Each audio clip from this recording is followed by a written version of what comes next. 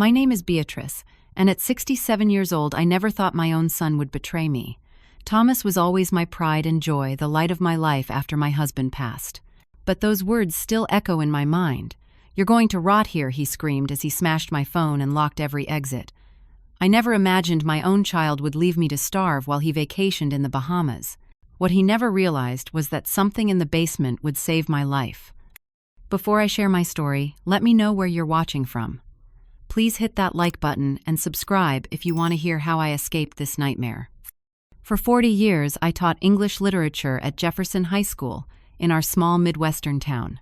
I loved molding young minds, introducing them to Shakespeare and Steinbeck, watching their eyes light up when a difficult passage finally made sense. My students often kept in touch long after graduation, sending me wedding invitations and birth announcements. Teaching was more than a career, it was my calling. My husband Walter and I had been married for 42 years when cancer took him. We met in college, married young, and built a beautiful life together in the charming Victorian house his parents had left him. Walter worked as an engineer designing bridges and infrastructure projects across the state. He was brilliant, kind, and the most patient man I ever knew. We had one son, Thomas, who was the center of our world. Walter's battle with pancreatic cancer lasted 11 months. Those final days were excruciating, watching this strong, vibrant man wither away. I slept in a chair beside his hospital bed for the last week, holding his hand as he drifted in and out of consciousness. When he finally passed, Thomas flew in from Chicago for the funeral and stayed with me for 2 weeks. During that time, Thomas was everything a grieving widow could hope for in a son.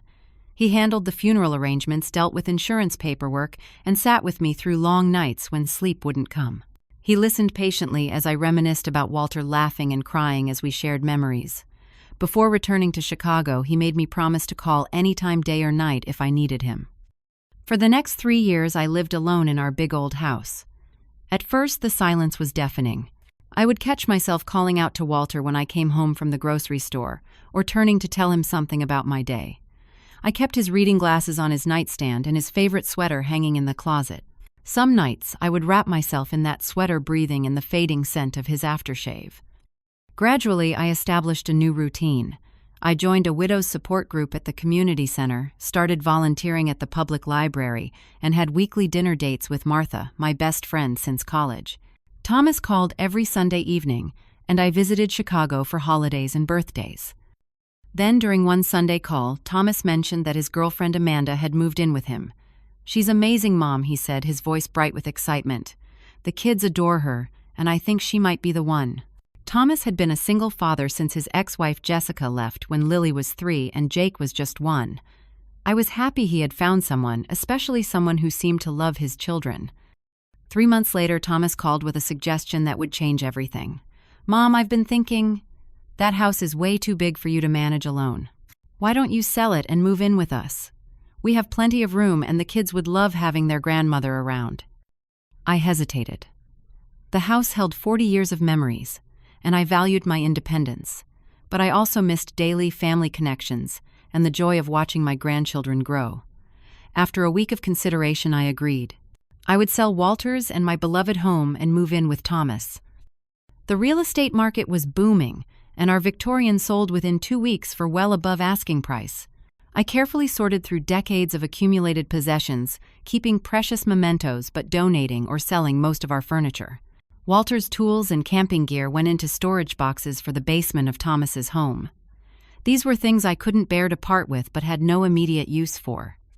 Thomas and the children flew in to help with the final packing and the move.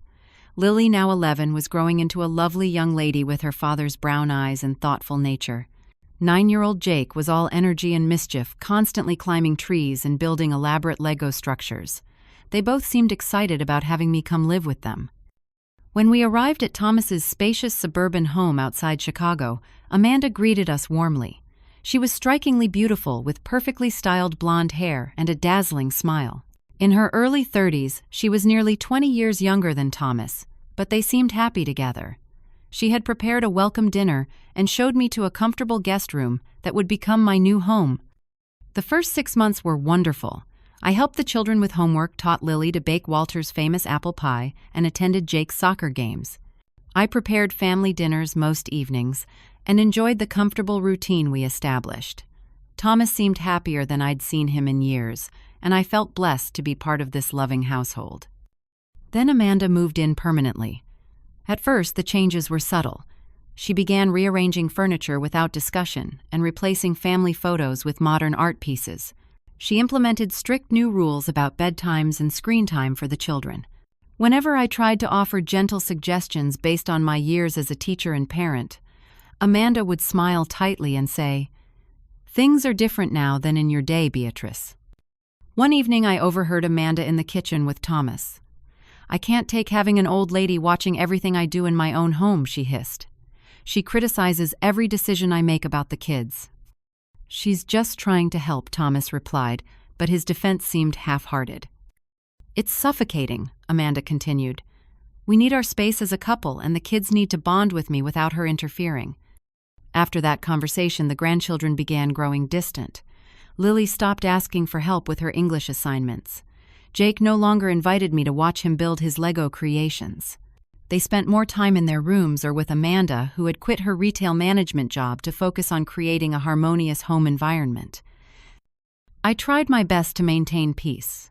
I limited my suggestions offered to help only when asked and gave the family plenty of space.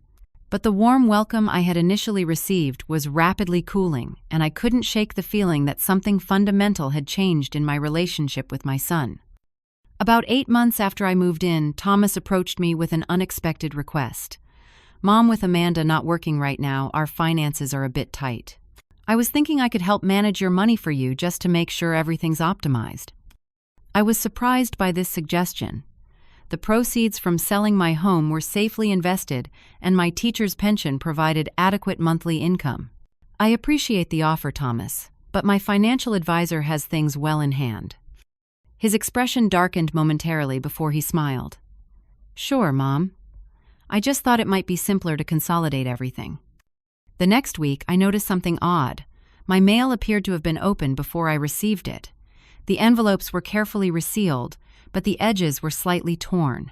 When my quarterly investment statement arrived, it had definitely been opened. I confronted Thomas about it during breakfast. "That's ridiculous, Mom," he said with a laugh. "Why would anyone open your mail?" Amanda, who had been quietly sipping her coffee, suddenly looked concerned. "Beatrice, have you been forgetting things lately?" My grandmother started imagining strange things when her dementia began. "I don't have dementia," I said firmly. "My mail has been tampered with." Thomas and Amanda exchanged a look I couldn't quite interpret.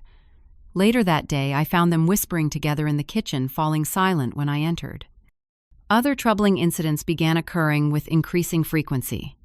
My prescription medications for arthritis would mysteriously disappear, only to be found days later in places I knew I hadn't put them. Important documents like my insurance policy and social security card vanished from my desk drawer with Thomas suggesting I had misplaced them. The house began to feel like it was shrinking around me. Amanda instituted new house rules about which areas were communal and which were family only. My access to the living room was limited to certain hours because the kids need their space. The kitchen became off-limits after 8 in the evening because Amanda needs her me time to prepare for the next day. I was increasingly restricted to my bedroom, a space that grew more Spartan as items I brought from my home disappeared one by one. My antique reading lamp didn't match the decor and was replaced with a cheap plastic one. The handmade quilt from Walter's mother was accidentally damaged in the wash and discarded. 6 months after the first mention of finances, Thomas approached me again. "Mom, I've been meaning to talk to you about the house. Since I'm the one maintaining it and paying all the bills, it would make sense to transfer ownership to me, just to simplify things for everyone." I was shocked. The money from the sale of my home had been specifically earmarked for my retirement needs and eventually the grandchildren's education. "Thomas, that money is my financial security. You said I could live with you, not that I needed to pay for the privilege." "Don't you trust me?" he demanded, his voice rising. "After everything I've done for you, most elderly parents would be grateful to have a son willing to take care of them." The word elderly stung. At 67, I was active and independent. I still managed my own finances, and had a busy social life before moving in with Thomas. I wasn't in need of care the way he implied. The following week, while Thomas and Amanda took the children to a school event, I did something I had never considered before. I searched Thomas's home office. What I found horrified me. In a locked drawer that I opened with a letter opener was a stack of documents, including power of attorney forms with my name filled in, but no signature printouts of my recent bank statements and detailed notes about my investments. Pension. That night, I lay awake planning.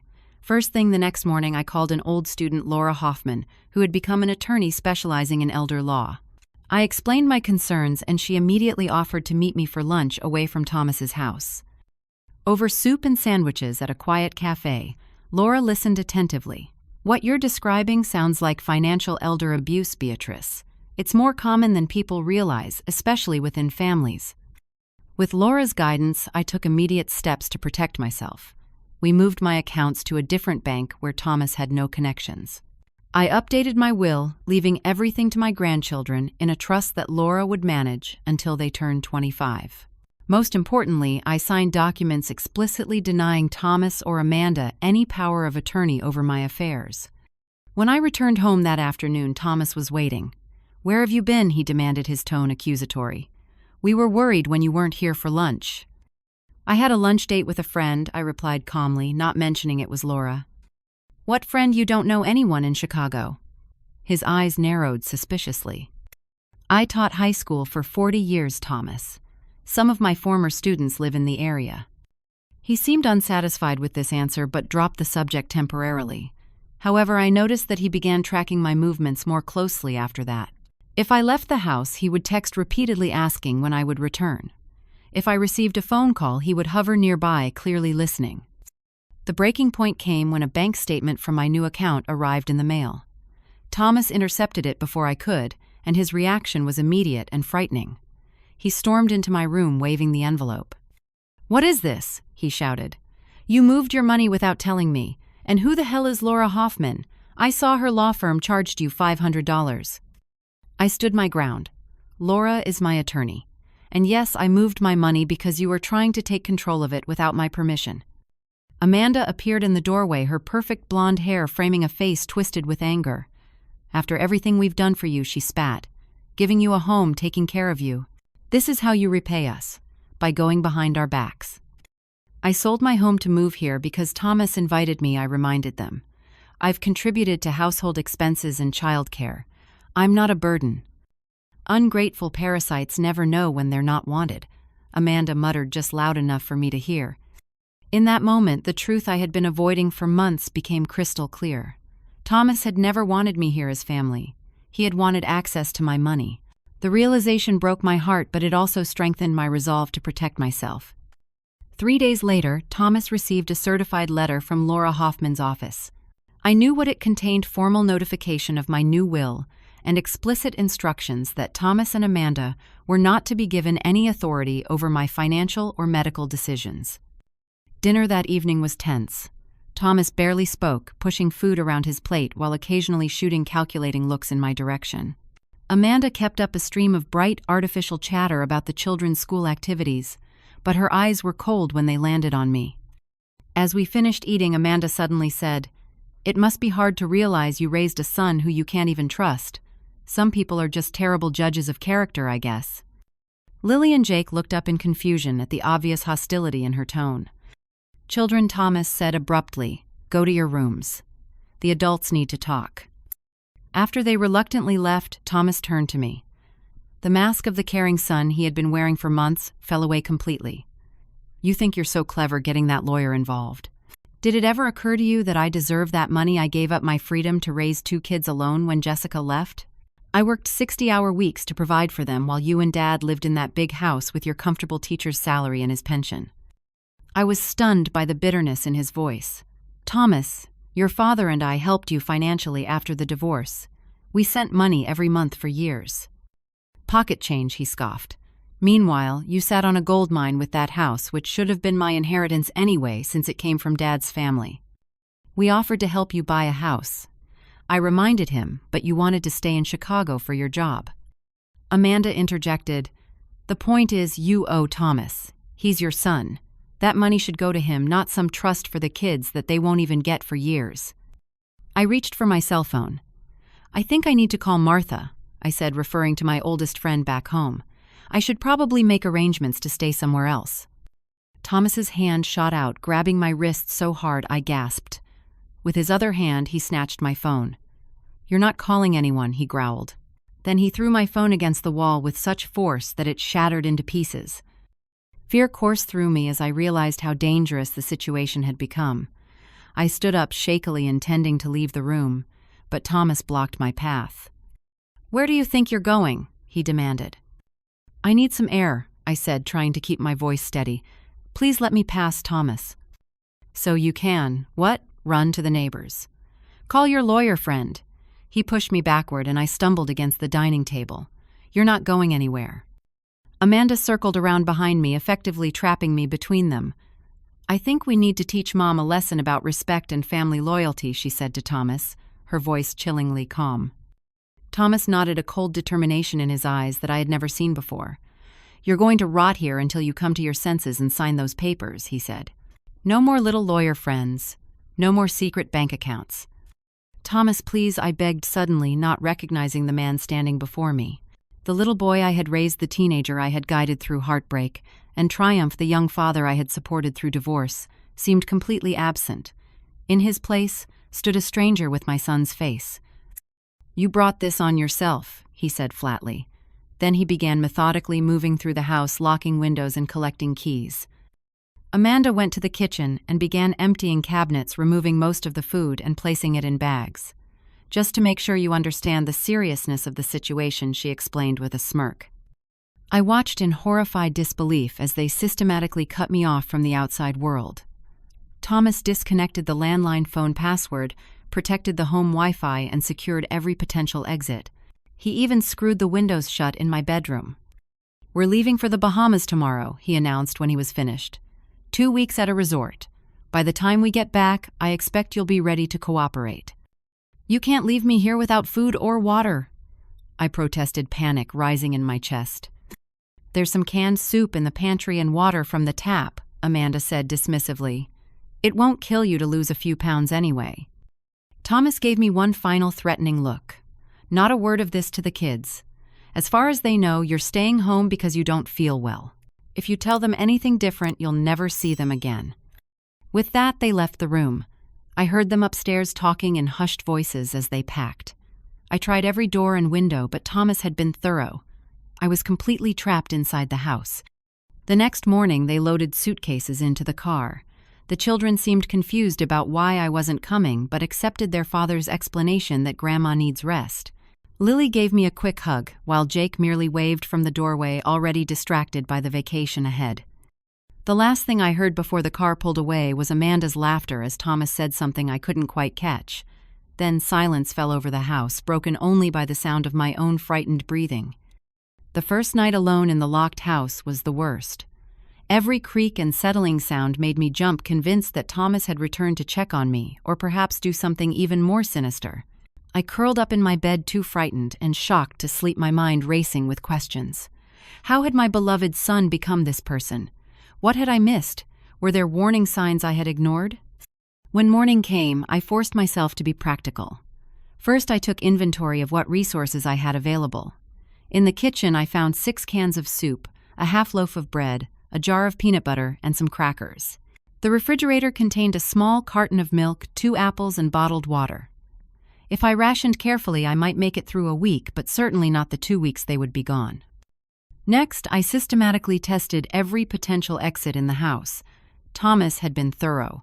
Every door was locked with deadbolts that required keys. Every window on the first and second floors had been secured with screws or locks. The garage door opener had been disconnected. Even the small window in the half bathroom had been sealed shut. I checked the landline phone again, hoping I had been mistaken, but it was definitely dead. Without my cell phone or internet access, I had no way to contact the outside world. I thought briefly about breaking a window, but the house was set back from the street, and I doubted anyone would hear the noise. Besides, at my age, climbing through broken glass seemed likely to result in injuries that would only make my situation worse. As the reality of my imprisonment sank in, I sat at the kitchen table and wept bitter tears. Not just for my current predicament, but for the death of the relationship I thought I had with my son. Even if I survived this ordeal, nothing would ever be the same between us. The trust was irrevocably broken. After allowing myself this moment of despair, I dried my tears and made a decision. I would not surrender to hopelessness. I would not die in this house. Walter had always admired my resourcefulness, often joking that I could make a silk purse from a sow's ear with my creative problem-solving. I would channel that spirit now. I began rationing my supplies immediately, allowing myself one small meal in the morning and another in the evening. I filled several containers with tap water in case the utilities were somehow cut off. I searched for anything that might serve as a tool for escape, but Thomas had removed all the obvious candidates like hammers or screwdrivers. On the second day, I remembered Walter's belongings in the basement. Thomas had allowed me to store several boxes of Walter's things there when I moved in sentimental items I couldn't bear to part with, but had no immediate use for. Perhaps there would be something helpful among them. The basement stairs were steep, and my arthritic knees protested with each step down. The space was dimly lit by small ground-level windows, too small for even a child to crawl through. Shelves lined the walls filled with holiday decorations, children's outgrown clothes, and other household overflow. In the far corner sat my boxes, labeled in my neat handwriting Walter's books, Walter's sweaters, Walter's workshop, and Walter's camping gear. The last two boxes caught my attention. Walter had been an avid outdoorsman and had maintained a small workshop in our garage for household repairs. I opened Walter's workshop, first hoping to find tools, but was disappointed to discover that Thomas had already removed anything useful. Only Walter's old work apron remained, along with some decorative wooden plaques he had made and his collection of antique measuring tools. The camping box proved more promising. Inside were Walter's sleeping bag, a small camp stove with no fuel, some weathered rope, and at the very bottom an emergency radio. I turned it over in my hands, wondering if it still worked. Walter had always been prepared for power outages and other emergencies. The radio required batteries, and to my surprise, when I opened the battery compartment, the batteries inside looked relatively new. Thomas must have replaced them at some point without removing the radio itself. I pressed the power button, and after a moment of static, the radio crackled to life. A wave of hope washed over me. The radio itself wouldn't help me contact anyone, but it made me wonder what else might be hidden in the basement that Thomas had overlooked. With renewed energy, I began searching the basement more thoroughly. Behind some storage tubs, I found Walter's old toolbox. Thomas had removed the most obvious tools, but he'd missed a small pry bar tucked in a side pocket. It wasn't much, but it might help me remove window screws if I could reach them. As I continued exploring, I discovered something unexpected beneath a pile of Jake's outgrown clothes. A laptop computer. It was Jake's old one, presumably replaced with a newer model and forgotten here in the basement. My heart raced as I opened it, but my excitement dimmed when I pressed the power button and nothing happened. The battery was dead. I searched desperately for a charging cord, finally locating one in a box of miscellaneous electronic cables. Plugging it in, I waited anxiously to see if the laptop would come to life. After several minutes, a faint light appeared on the front edge, indicating it was charging. I would need to wait before I could turn it on. While waiting for the laptop to charge, I continued exploring the basement. In a far corner, I noticed that one of the small ground-level windows had a slightly different frame than the others. Moving closer, I realized it wasn't screwed shut like the windows upstairs. Instead, it had a simple latch that was locked but not sealed.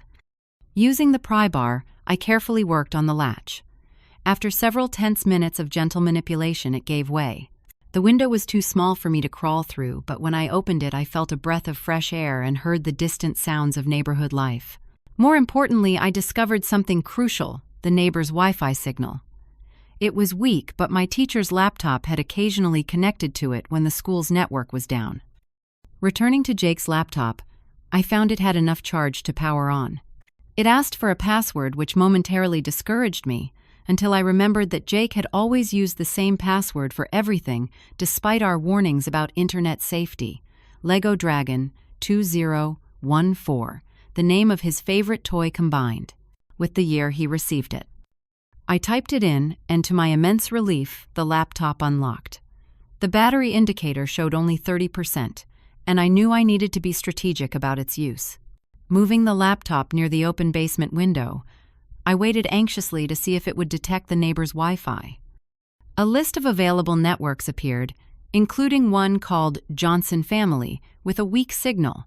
It was password protected, of course, but I remembered something else Jake had once mentioned, playing online games with Sam from next door. If the Johnsons had a son named Sam, perhaps Jake knew their Wi-Fi password. I searched the laptop for any saved networks, and there it was. Johnson Family was listed as a known network. The laptop connected automatically, though the signal was barely strong enough to maintain a connection. My heart soared with hope. For the first time since Thomas had locked me in, I had a potential connection to the outside world. The feeling of helplessness that had been my constant companion began to recede, replaced by determination. I wasn't powerless after all. I had resources Thomas didn't know about, and I would use them to save myself. Carefully preserving the laptop's battery, I formulated a plan. I would need to be strategic about reaching out for help. I would have one chance to get this right before the battery died, or Thomas potentially discovered my online activity remotely. I positioned myself as close to the basement window as possible to maintain the Wi-Fi connection, and began to consider who I could contact and what I should say. My situation seemed so unbelievable that I worried no one would take me seriously. I needed evidence and a clear plan of action. Using the laptop's camera, I recorded a short video of myself explaining my situation and showing the locked doors and dwindling food supply. Then, with careful consideration of who might be most likely to help, I prepared to reach out to the outside world. My imprisonment had lasted 3 days, but my liberation was about to begin. With the laptop balanced precariously near the basement window, to maintain the weak Wi-Fi signal, I faced a new challenge: how to contact someone who would take my situation seriously. Email seemed the most battery-efficient option, but I realized my personal email required a verification code sent to my phone which Thomas had destroyed.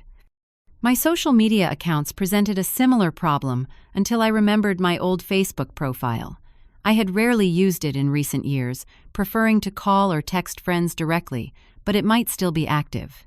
After several attempts to recall the password, I finally gained access using Walter's birthday and our anniversary combined. The first hurdle was cleared, but who should I contact? Martha lived hundreds of miles away, and while she would certainly believe me, might not be able to provide immediate help. Local friends from my teaching days had mostly lost touch after I moved to Chicago. I needed someone nearby who would respond quickly and had resources to help. After careful consideration, I decided to reach out to several former students who had become professionals in relevant fields. Sarah Jenkins had been in my advanced literature class 20 years ago and was now an attorney at a prestigious Chicago law firm. Michael Torres had become a police officer in a nearby suburb. Diane Winters worked as a social worker specializing in elder care. I composed a carefully worded message explaining my situation, attaching the video I had recorded as evidence. I sent it to all three, hoping at least one would see it promptly. Then I waited, periodically refreshing the page while rationing the laptop's remaining battery life. 2 hours later, a response appeared from Sarah Jenkins. "Mrs. Harrison, is this really you? Your account hasn't been active in years. I'm concerned about this message. Can you provide more details to confirm this isn't a hacked account?" I immediately recorded another short video mentioning specific details about Sarah's time in my class, that only I would know: her brilliant analysis of Toni Morrison's Beloved, the time she forgot her lines, as Juliet in our class. Production, the letter of recommendation I wrote for her law school application. Sarah's reply came quickly. "I'm setting up a video chat link. Please join if you can." When Sarah's face appeared on screen, tears sprang to my eyes. She had matured from the bright teenager I remembered into a confident professional woman, but I would have recognized her anywhere. "Mrs. Harrison," she gasped when she saw me. "You look exhausted. Is everything you wrote true? Your son has really locked you in." I nodded, turning the laptop to show the locked basement window, and then my living conditions. Thomas and his girlfriend Amanda took the children on vacation to the Bahamas. They've removed most of the food and locked every exit. I'm using an old laptop I found in the basement and connecting to a neighbor's Wi-Fi. Sarah's expression shifted from shock to determined professionalism. "This is elder abuse and unlawful imprisonment, both serious crimes. I'm going to help you, but we need to be strategic. The local police might consider this a family dispute without clear evidence."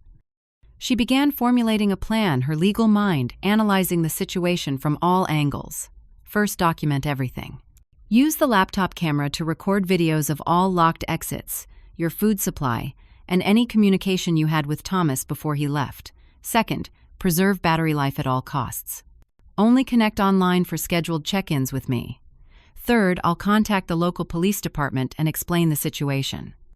Over the next day, Sarah encountered the resistance she had anticipated from local law enforcement. The responding officer suggested it was just a family disagreement and that they couldn't intervene without clear evidence of a crime she reported during our next video call. They said, "Since you're living in his house, your son has the right to secure his property however he sees fit." Sarah wasn't deterred. She leveraged her legal connections to escalate the case, speaking with senior officers and threatening legal action against the department for failure to investigate elder abuse. Meanwhile, she also reached out to the neighbors, hoping someone might have witnessed something useful. Mrs. Franklin, 2 doors down, says her security camera might have captured Thomas locking the house before leaving. Sarah informed me. "I'm working on getting that footage. Also, I've contacted Adult Protective Services, but they have a significant backlog of cases." While Sarah worked tirelessly on the outside, I continued gathering evidence inside. I documented the screwed-shut windows, the disconnected phone line, and my dwindling food supply. Using the laptop's word processor, I wrote a detailed account of Thomas's escalating behavior over the past year, focusing on specific instances of financial manipulation and isolation. On day 5 of my imprisonment, Sarah proposed a bold strategy. "I think we need to force Thomas to return home and catch him in the act of keeping you imprisoned. If he comes back panicked and removes the locks with police watching, we'll have irrefutable evidence." The plan was risky, but made sense. Sarah would send Thomas a message appearing to come from a concerned neighbor who had noticed something strange at the house and was considering calling police to check on me. The message would be deliberately vague, designed to trigger Thomas's fear of discovery without giving away that I had already reached out for help. Sarah crafted the message carefully, sending it from a temporary email address. "Mr. Harrison, I live near your mother and noticed some concerning activity at your house. Your mother hasn't been seen for several days, and there appears to be no one entering or leaving. I'm considering requesting a welfare check from local police unless I hear that she's okay. Please respond promptly." We predicted Thomas would panic upon receiving this message, possibly cutting his vacation short to return and create the appearance that everything was normal. Sarah arranged for 2 police officers, who had finally been convinced of the seriousness of the situation, to be nearby, ready to intervene once Thomas arrived. The most important thing Sarah emphasized is that you stay completely normal when Thomas first enters. Don't let him know about the laptop or that you've contacted anyone. We need him to remove the locks and then catch him in his lies. I agreed, though the thought of facing Thomas again filled me with dread. The son who had once been the center of my world had betrayed me in the most fundamental way possible. How would I manage to act normal when he returned? With the plan in place, I conserved the laptop's remaining battery and waited. Sarah would check in briefly every 12 hours, and I would only power on the laptop for those scheduled communications. The waiting was excruciating, filled with anxiety about what would happen when Thomas returned and whether our plan would succeed. On the morning of the 6th day, during our scheduled check-in, Sarah had news. Thomas responded to the email. He claimed everything was fine, but said he was cutting his trip short to check on you anyway. His return flight lands this afternoon. Officers Patterson and Rivera will be parked a block away, ready to approach once he enters the house. I'll be nearby as well. This was it. After nearly a week of imprisonment, fear, and careful planning, the confrontation was imminent. I thanked Sarah for her extraordinary efforts on my behalf, marveling at how my former student had become my lifeline. "You changed my life with your teaching, Mrs. Harrison," she said simply. "You believed in me when no one else did. This is the least I can do." I shut down the laptop to preserve the last of its battery and hid it along with Walter's pry bar under the basement stairs. Then I moved through the house, removing any evidence of my basement discoveries. Finally, I positioned myself in the living room with a book as if I had been calmly reading all along and waited for the sound of my son's key in the lock. The screech of tires on the driveway announced Thomas's arrival late that afternoon. Through the living room window, I glimpsed him practically jumping from the car while Amanda remained in the passenger seat, sunglasses covering her eyes despite the cloudy day. Thomas's normally neat appearance was disheveled, his vacation clothes wrinkled, and his movements frantic as he rushed to the front door. The sound of his key turning in multiple locks echoed through the silent house. I sat perfectly still, the book open on my lap, my heart pounding so loudly I was certain he would hear it. The door flew open, and Thomas burst in, his eyes wild with panic. "Mom," he called out, his voice unnaturally high. "Mom, are you here?" "In the living room," Thomas the first replied, working to keep my voice steady and casual. "You're back early. Is everything okay?" He appeared in the doorway, relief washing over his face when he saw me sitting calmly. "Thank God," he muttered, then quickly composed himself. "Everything's fine. We just decided to cut the trip short. The resort wasn't what we expected." I nodded as if accepting this obvious lie. "Where are the children and Amanda?" "They're still in the car. Amanda has a headache from the flight." He glanced nervously out the window. "So you've been okay here by yourself?" "No problems." "I've managed," I said, simply revealing nothing of my near-starvation fear and desperate search for escape. "Though the food you left wasn't quite enough for a full 2 weeks." Thomas's eyes darted around the room, likely searching for signs that I had communicated with anyone. "Yeah, sorry about that. Things were tense when we left." He paused, seeming to consider his next words carefully. "Listen, Mom, about what happened before we left. There was a misunderstanding. I was upset about some work issues and I overreacted." Without waiting for my response, he moved through the house, methodically removing locks and screws from windows and doors. "These were just for security while we were away," he explained over his shoulder. "The neighborhood has had some break-ins recently." I remained seated, watching as he frantically worked to erase evidence of my imprisonment. Through the window, I could see Amanda still sitting in the car, periodically checking her watch and looking irritated. "A neighbor emailed me," Thomas said casually as he unscrewed a window lock. "Said they were worried about you. Have you seen anyone around the house asking questions?" "No," I answered truthfully. "I haven't seen anyone." I hadn't mentioned that I couldn't see anyone from the locked house, even if I wanted to. Thomas seemed to relax slightly, believing his cover-up was working. "Great, that's great. Probably just someone being nosy." He finished removing the lock from the last window and collected the screws in his pocket. "So everything's normal now. We'll get some groceries delivered and life goes back to usual, right?" His expectant look was chilling. After everything he had done, Thomas genuinely seemed to believe we could simply return to normal family life. The realization strengthened my resolve to see this through. "Why did you really come back early, Thomas?" I asked, setting my book aside. "Was it because someone noticed I was locked in here?" His friendly demeanor faltered. "What?" "No, I told you, the resort wasn't what we expected." "So it had nothing to do with the email suggesting someone might call the police for a welfare check?" Thomas's face hardened. "You've been talking to someone." "How?" "The phone was disconnected. Your cell was broken." His eyes narrowed as realization dawned. "What did you do?" I stood up, slowly maintaining eye contact. "The better question is, what did you do, Thomas? You locked your mother in a house without adequate food or water for 2 weeks. You broke my phone, disconnected communications, and threatened me. Why would any son do that to his mother?" "You know why he snapped?" His pretense of concern evaporating. "You changed your will. You went behind my back with that lawyer. After everything I've done for you." "You mean after you tried to steal my money? After you and Amanda systematically isolated me from friends and family? After you suggested I had dementia when I caught you opening my mail?" Thomas moved toward me, his expression darkening. "You're not leaving this house until you fix this. Call your lawyer, change the will back, sign over your accounts to me." Or what I asked, standing my ground despite my racing heart. "You'll lock me up again, starve me. What's your plan, Thomas?" He blocked my path to the door, looming over me menacingly. "You have no idea what I'm capable of, Mother. No one will believe you anyway. They'll think you're just a confused old woman."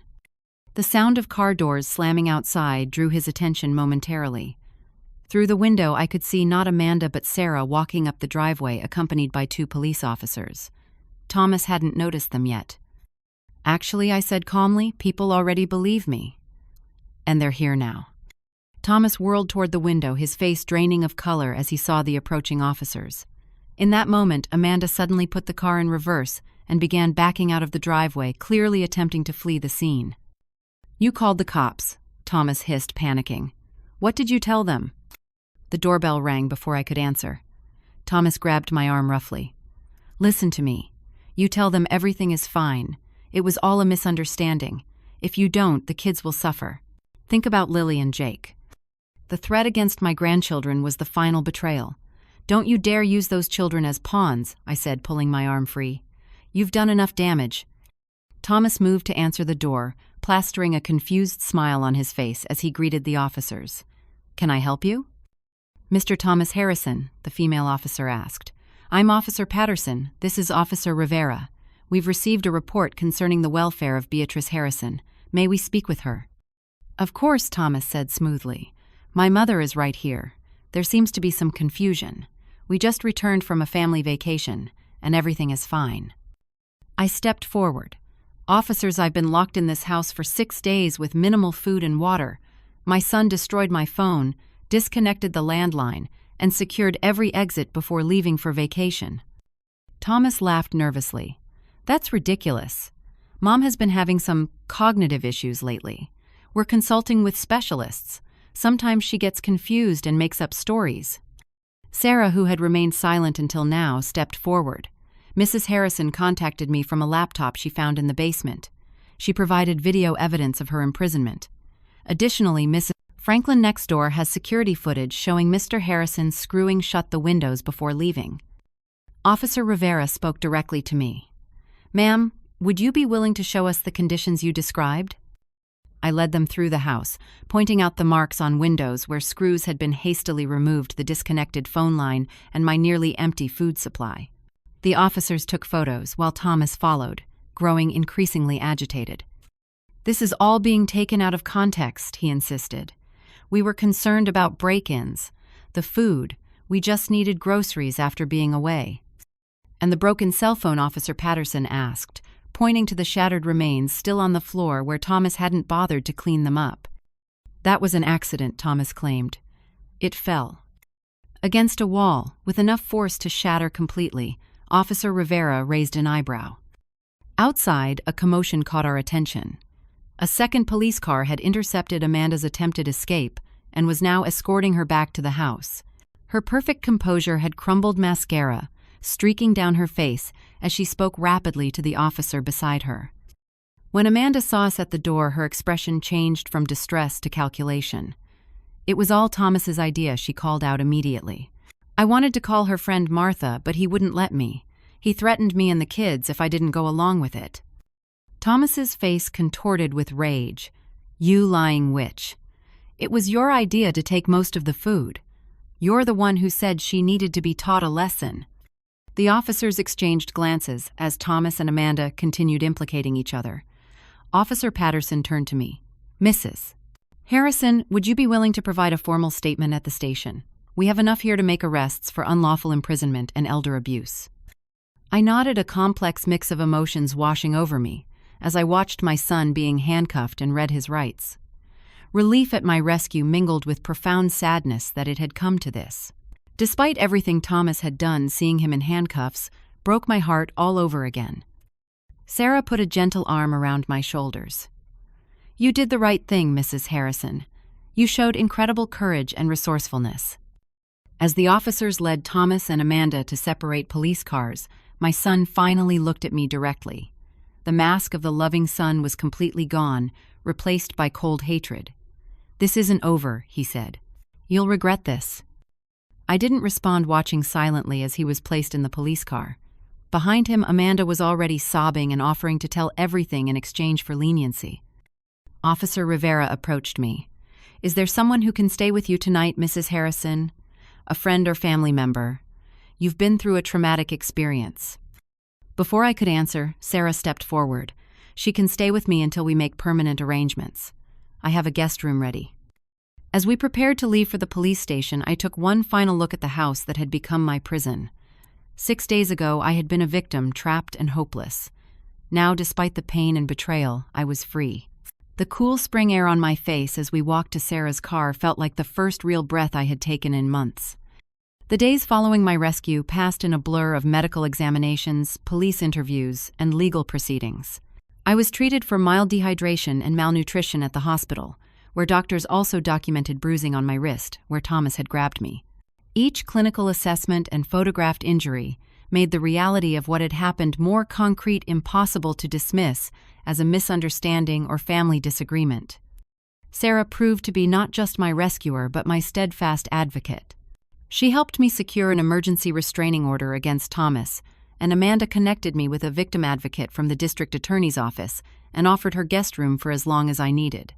Her kindness was a balm for my wounded spirit.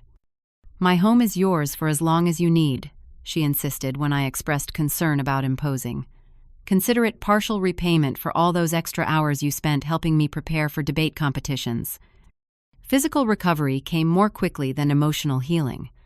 The nightmares began my third night at Sarah's apartment. In these dreams, I was trapped in increasingly smaller spaces while Thomas stood outside laughing as I called for help. I would wake gasping for air, disoriented and frightened until I remembered I was safe. Martha, my dear friend from back home, arrived a week after my rescue, having flown in as soon as she heard what happened. Her familiar presence and 5 decades of friendship provided comfort that no medical professional could match. She didn't offer platitudes or try to explain Thomas's actions. She simply held my hand and let me cry when the weight of loss became too heavy to bear alone. "I keep wondering what I did wrong," I confessed to her one evening as we sat in Sarah's living room. "Where did I fail as a mother that my son could do this?" "Beatrice Harrison, you stop that right now," Martha said firmly. "You were an excellent mother. Thomas made his choices as an adult. This is on him, not you." The legal proceedings moved forward with surprising speed. The evidence was overwhelming: security footage from the neighbor's camera, my documented injuries and condition upon rescue, the physical evidence in the house, and most damning of all, Amanda's complete testimony against Thomas in exchange for reduced charges. Thomas's attorney attempted to portray me as confused and prone to exaggeration, suggesting that Thomas had merely been concerned about my safety and cognitive decline. This strategy collapsed when Sarah presented the videos I had recorded showing the locked exits and my declining food supply, along with my coherent narrative of events. Through Martha's connections, I found a support group for elderly victims of family abuse. The stories shared there were heartbreakingly similar to mine: adult children who saw their parents as financial resources rather than human beings, gradual isolation from friends and community, and the shame that kept many victims silent for too long. "The hardest part for most of us," explained Eleanor, a 73-year-old former nurse whose daughter had systematically emptied her bank accounts, "is accepting that someone we love so deeply could see us as nothing more than an obstacle or an ATM. It challenges everything we believed about our families." News of my ordeal spread through the network of former students and teaching colleagues. What began as a few supportive emails and calls grew into an organized community response. A former student who now worked in real estate helped me sell the house that Thomas had claimed as his own, but was still legally in my name. Another who managed a retirement community found me a small cottage available for immediate occupancy. The outpouring of support was overwhelming and humbling. People I had taught decades ago organized a fundraiser to help me restart my life, collecting everything from furniture to kitchen supplies. Each contribution carried the same message: "You mattered to us. You made a difference in our lives. Now let us help you." Rebuilding independence became my daily focus. Each small task completed without assistance was a victory: grocery shopping alone, setting up utilities in my new home, organizing my new living space. Sarah helped me establish security measures at my cottage, including cameras and an emergency response system, which provided peace of mind as I adjusted to living alone again. 3 months after my rescue, Thomas accepted a plea deal: 18 months in prison for elder abuse and unlawful imprisonment, followed by 5 years of probation, during which he would have no access to my finances and only supervised contact with me if I chose to allow it. Amanda received probation and 200 hours of community service at a senior center. The most complicated aspect of recovery was navigating my relationship with my grandchildren. Lily and Jake had been staying with Jessica Thomas's ex-wife, who had reconnected with them after learning what happened. Initially, the children were confused and angry, having been told by Amanda that I had accused their father falsely. With the help of a family therapist specializing in trauma, I began carefully rebuilding my relationship with them. Our first meeting was awkward and tense, with Jake refusing to make eye contact and Lily asking pointed questions about why I had put Daddy in jail.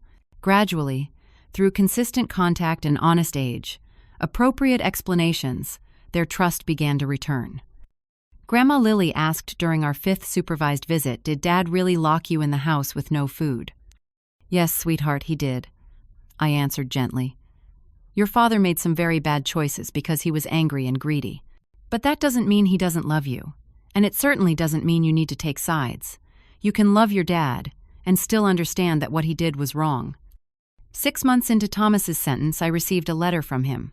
I let it sit unopened on my kitchen table for 3 days, unsure whether reading it would help or hinder my healing process. When I finally opened it, I found not excuses, but the beginning of accountability. "Mom, I don't expect forgiveness, and I won't insult you with excuses. What I did was unforgivable. The person I became is someone I don't recognize and don't want to be. I'm working with a therapist here to understand how I justified my actions and how to ensure I never harm anyone that way again. I don't ask for reconciliation, only that someday you might believe that the son you raised isn't completely lost." The letter prompted my own deep reflection. Forgiveness, I realized, wasn't about excusing Thomas's actions or even reconciling with him. It was about freeing myself from the burden of hatred and bitterness. This understanding didn't come easily or quickly, but through continued therapy and the wisdom of others in my support group, I began the difficult work of forgiving, not for Thomas's sake, but for my own. By the 1-year anniversary of my imprisonment, I had created a new life.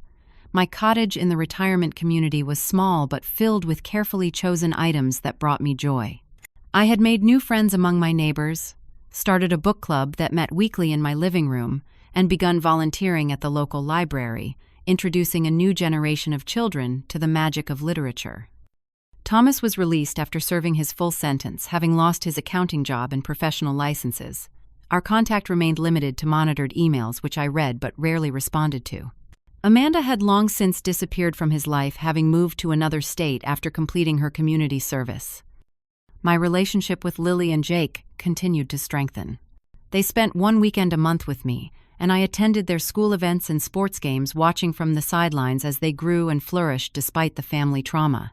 Jake, now 12, had inherited Walter's mechanical aptitude and often helped me with small repairs around the cottage. 15-year-old Lily was showing interest in becoming a lawyer like Miss Sarah, inspired by how the law had ultimately protected me. On a warm spring evening, sitting on my small patio surrounded by potted herbs and flowers, I reflected on the journey of the past 18 months. The betrayal by my son had nearly destroyed me, but through that terrible experience I had discovered strength I never knew I possessed. I had also found a community of support far wider and deeper than I had realized existed. The woman who had been locked in that house, terrified and alone, had emerged not just a survivor, but someone with new purpose and clarity. I understood now that family is defined not by blood, but by love expressed through actions. I had worth and dignity that no one could diminish, regardless of age or circumstance. These were the lessons hard-won through trauma, but they were mine to keep and share. What would you do if someone you trusted completely betrayed you? Could you find the strength to rebuild your life? Please share your thoughts in the comments below. If this story touched you, please like and subscribe to hear more stories of resilience and healing. Remember that in our darkest moments, we often discover our greatest strength. Thank you for listening to my story, and may you always find the courage to value yourself, even when others fail to do so.